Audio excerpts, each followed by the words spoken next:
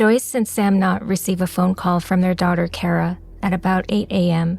She is leaving her boyfriend's house, and it should take her only 45 minutes to get home. Hours pass and Cara doesn't show up. Her family mobilizes a frantic search for the 20-year-old college student. Her sister Cynthia and her husband start driving up and down the freeway, following Cara's route home. Soon they will find her abandoned car at an isolated off-ramp. This is the case of Cara Knott.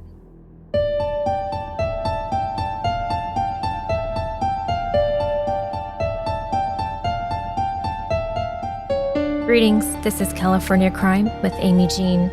I'm your host out of California, Amy Jean. On this podcast, we will be covering true crime stories bi-weekly. Earlier, I set the scene of every parent's worst nightmare, but I'm going to now take you to the beginning of Cara's story. Cara Evelyn Knott was born on February 11th, 1966, in Ventura, California. The third of four siblings, Cara's parents described their daughter as tender-hearted, an environmentalist, an artist, and animal lover. Cara was a beautiful all-American girl who always had a smile on her face. In 1986, Cara was a San Diego State University junior studying to be an elementary school teacher. The day after Christmas 1986, Cara drove to Escondido to her boyfriend's house. While there, Cara's boyfriend had the flu, so she decided to stay the night so she could take care of him. On December 27th at around 8 p.m., Cara called her parents, informing them that she was on her way home. The drive from Escondido to her parents' house in El Cajon is usually about 45 minutes. Hours pass, and Cara is not yet home. Her mother, Joyce, is afraid she may have been involved in an accident. Cara's parents start calling hospitals listed in the phone book. They confirm she's not at a hospital. They call the police, but the police say it's too soon for them to get involved because it takes 24 to 48 hours to file a missing persons report. Cara's family starts searching for Cara on their own. They drive every ramp, every freeway all night long, searching for Cara or her 1968 white Volkswagen Beetle. In the early morning hours of December 28th, Cara's oldest sister, Cynthia, and her husband drive down an abandoned Mercy Road exit off of Interstate 15. There in a cul-de-sac, they spot Cara's white VW Bug. The driver's side window is about a third of the way down, the keys are in the ignition, and her purse sits on the passenger seat. Cara is not there.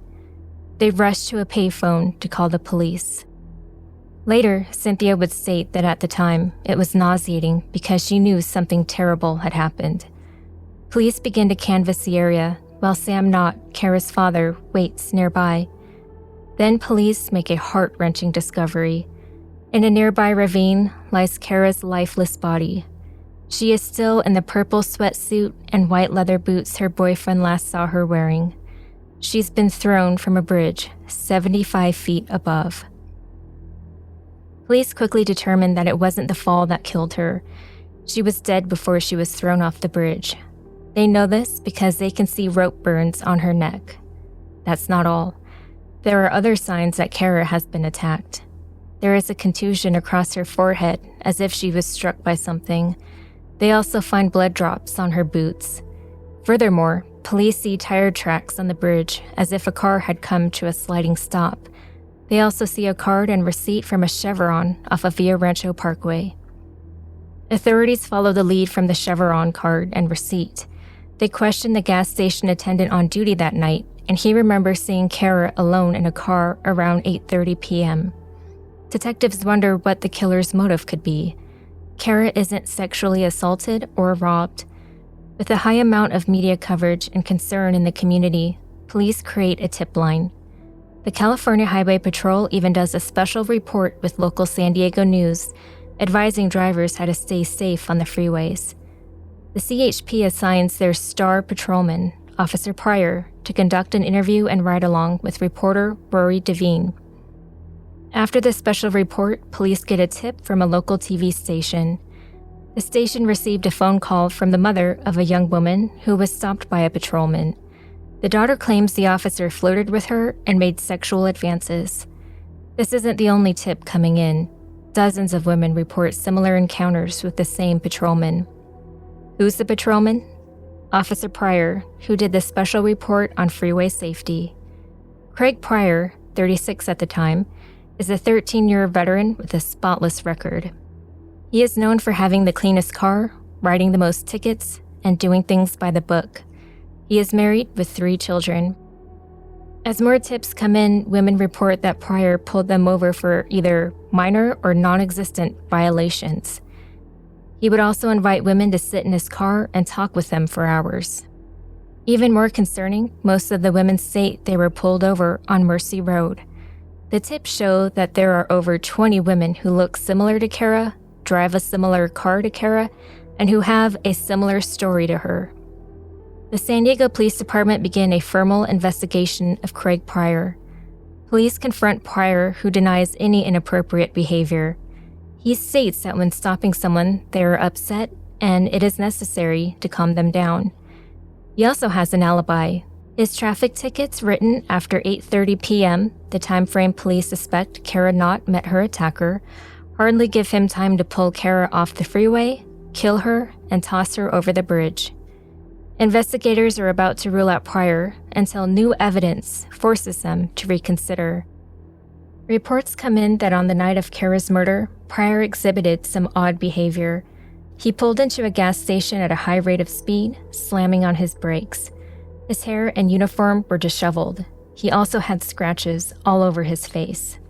Witnesses, including an off-duty San Diego police officer, ask about his appearance. He replies that he has had, quote, one hell of a night. On the night of the murder, at the end of his shift, Pryor fills out an injury report claiming he slipped and scratched his face on a chain-link fence. But witnesses confirm that they saw those scratches hours before he claims he got them. And then, a major break in the case. Upon further examination of the tickets Pryor wrote on the night of the murder, police discovered that the times have been falsified. The falsified tickets leave 2 hours unaccounted for, and those 2 hours line up within the time of Cara's killing. Pryor was trying to back-time the tickets to cover up the gap. Police also verify that the tire tracks on the bridge fit Pryor's cruiser, and results come back from the blood found on Cara's boot. Although in the late 80s DNA testing doesn't exist yet, forensics are able to determine blood type. They find that the blood type from the boots are AB negative, the rarest blood type. The same blood type as Officer Craig Pryor. Despite Pryor being one of their own, the CHP volunteer to secretly search Pryor's squad car. During the search, they find rope in Pryor's trunk. Forensic experts confirm that the rope found in Pryor's trunk is consistent with the ligature marks on Cara's neck. On January 16, 1987, 3 weeks after Cara's murder, police arrest Pryor at his Poway home. The arrest of the recognizable CHP officer startles San Diego. The city's attitude toward local law enforcement grows increasingly leery. On May 27th, the California Highway Patrol officially fire Craig Pryor. The sensational trial starts in January 1988. Prosecutors state that fibers found on one of Cara's hands matches those from his uniform jacket. Authorities also connect a gold thread found on her clothes to Pryor's CHP patch. Defense attorney Robert Grimes argues the blood and fiber comparisons are unreliable and inconclusive. Scratches on Pryor's face are attributed to the fall into the chain-link fence. After deliberating for 7 days, the jury is deadlocked, with 7 of the 12 jurors voting to convict. In an emotional interview, the jury foreman summed up her experience, quote, "A lot of us felt that we failed," end quote. The judge declares a mistrial in February 1988. Pryor's wife Karen said tearfully, following the announcement, quote, "I've always known he was innocent," end quote. Pryor remains free on bail. For Pryor's second trial, which begins just a few months after the first, the DA appoints a new prosecutor from Brooklyn who specializes in murder cases and has a high conviction rate. The new prosecutor, Paul Sphinx, pieces together a theory. He believes after Cara made the phone call to her parents and left her boyfriend's house at 8 p.m., she stopped at the Chevron on Villa Rancho Parkway to get gas. When she left, she encountered Pryor. Both of their cars stopped at a red light. Pryor spotted Cara and followed her onto the freeway. He pulled her over using his loudspeaker.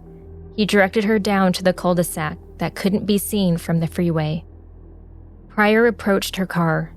Cara rolled down her window and at some point got out of her vehicle. Cara, knowing her family is expecting her, may have voiced that she needed to leave. She also may have rejected Pryor's inappropriate behavior or threatened to report him. Police aren't sure why the encounter ended differently than the other ones Pryor had with other women, but believe Cara may have opposed Pryor's untoward behavior. Since Cara was trained in martial arts and had taken many self-defense classes, it is believed her defense training kicked in. During the scuffle, Cara scratched his face, and Pryor in turn struck her in the face with his metal flashlight. Pryor panicked.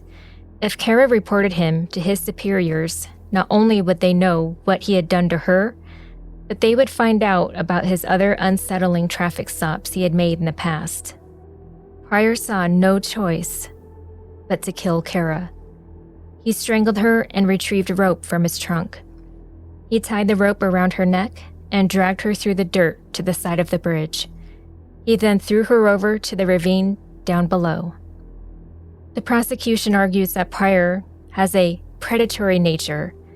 22 new witnesses take the stand who share their experience of being pulled over by Pryor. They testify that Pryor would have them pull over on Mercy Road and then engage in small talk with them for hours. In emotional detail, Cara's family and boyfriend testify about their desperate search to find Cara the night she disappeared. Outside the courtroom, while speaking to reporters, Sam Knott states to news outlets, quote, "Every day of the trial has been like attending Cara's funeral over and over and over again and reliving the agony of her horrible murder. Until Cara's murderer is convicted, we will not be able to pull our lives back together again."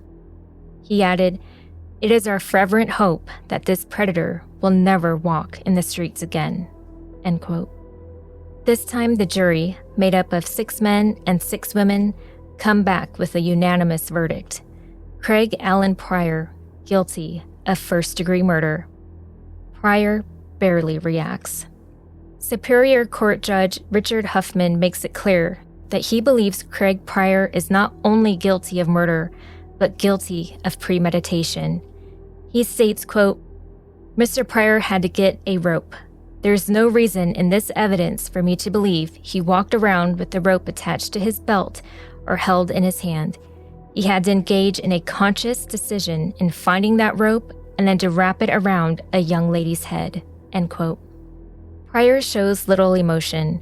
He declines to make a statement before the Superior Court judge pronounces sentencing, but the ex-patrolman weeps openly when his wife Karen addresses the court to declare her belief in his innocence. And while talking to reporters outside of the Poway home she shares with Pryor, Karen says, quote, "I love my husband, and I will always stand beside him." End quote.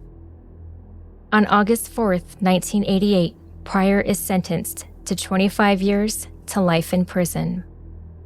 Since his sentencing, Pryor has been denied parole 3 times and will be eligible again in 2027 when he will be 77 years old. The wife, vowing to always stand by his side, divorced Pryor in 2007. Following the death of his daughter, Sam Knott lobbied to have the area where Cara was killed dedicated to her.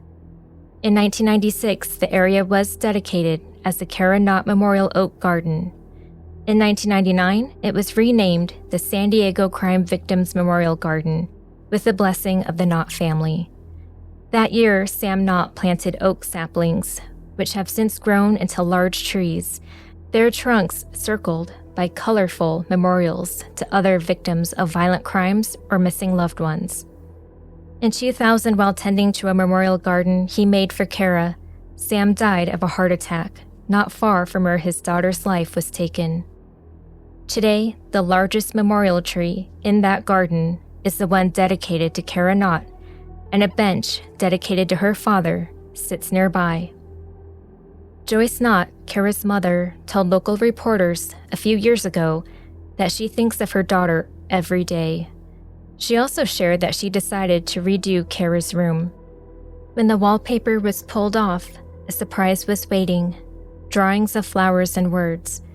One of the lines written on the wall read, quote, "My name is Cara Evelyn Knott. I am 14 years old," end quote. Joyce added, "I appreciate the fact that people remember her. She's always with us." Here in San Diego and elsewhere, we do remember Cara. Thank you for listening today. Please join us for the next one. Thank you to Josh, our sound engineer, for all his hard work, making the sound quality on these videos worth listening to. And I'm your host, CCAJ. Stay safe and take care.